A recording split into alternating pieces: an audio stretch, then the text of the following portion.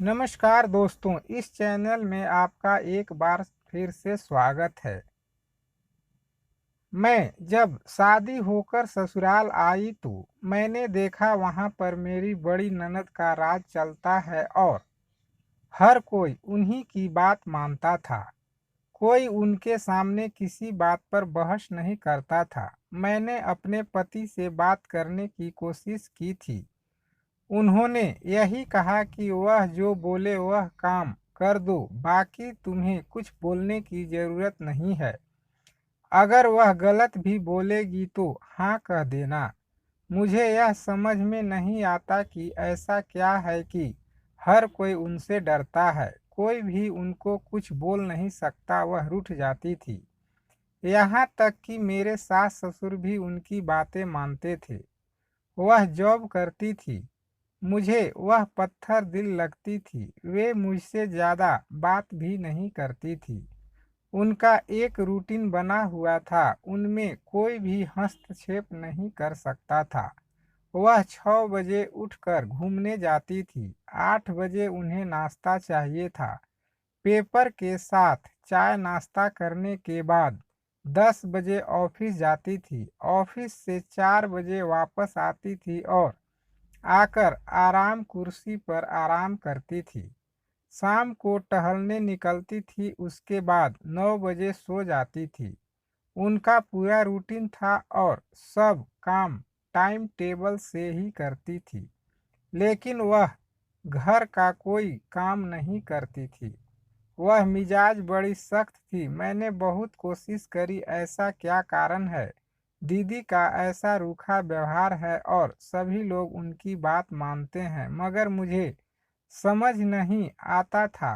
मुझे उनसे नफरत होने लगी थी। एक दिन घर पर कोई नहीं था और मेरी मौसी सास आई। जब मैंने उनसे इस बारे में पूछा, उन्होंने बताया राधिका पहले ऐसी नहीं थी।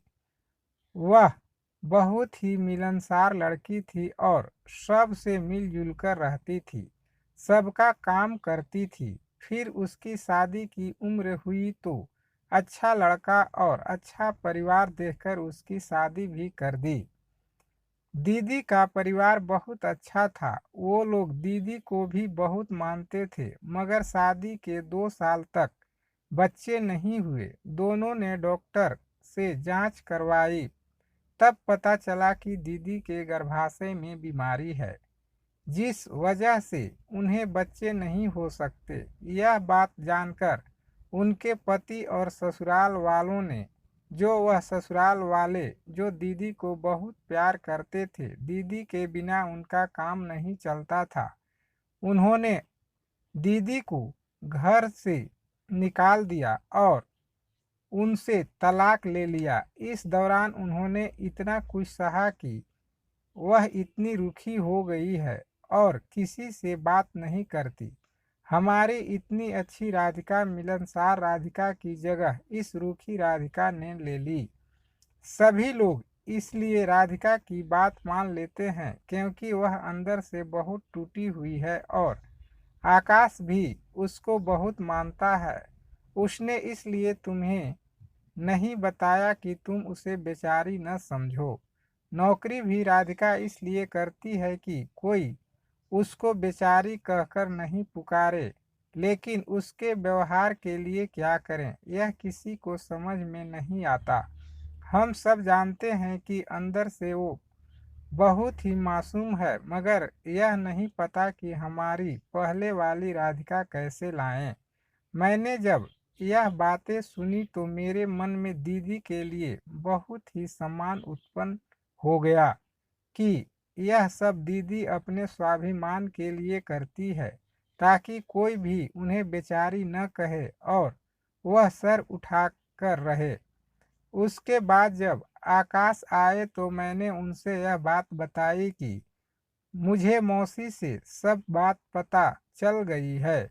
उस समय बात करते करते आकाश की आंखों से भी आंसू आ गए। मैं समझ गई थी कि वह अपनी बहन से बहुत प्यार करते हैं, मगर मुझे समझ में नहीं आ रहा था हम क्या करें जिससे दीदी के व्यवहार में थोड़ी नरमी आए। अब मैं उनसे ज़्यादा से ज़्यादा बात करने लगी। पहले तो मैं खुद ही उन्हें पसंद नहीं करती थी, इसलिए मैं ज़्यादा बात नहीं करती थी।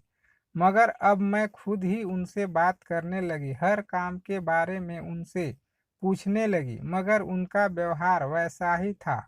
वह हाँ ना के अलावा कोई जवाब नहीं देती थी। वह ज़्यादा सजती संवरती भी नहीं थी, बिल्कुल सादी रहती थी।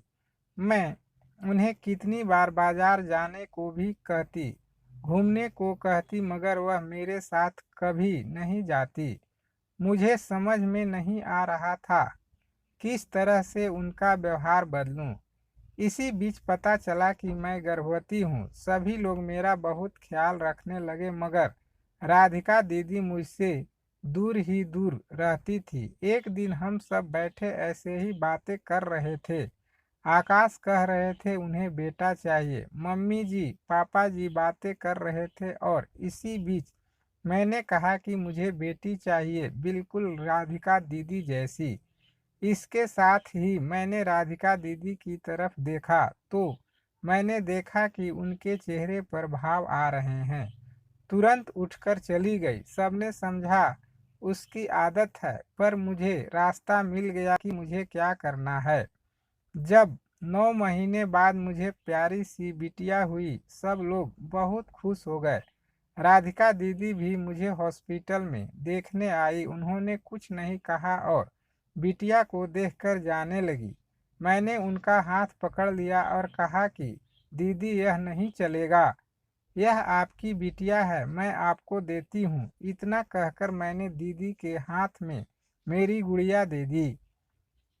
दीदी की आंखों से आंसुओं की धारा गिरने लगी।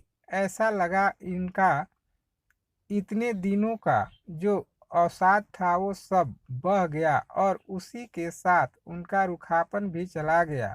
जब सब आए तो वह दीदी का बदला रूप देखकर बहुत खुश हो गए। उन्हें अपनी पुरानी राधिका मिल गई थी और आकाश गर्व भरी नज़रों से मेरी तरफ देख रहे थे।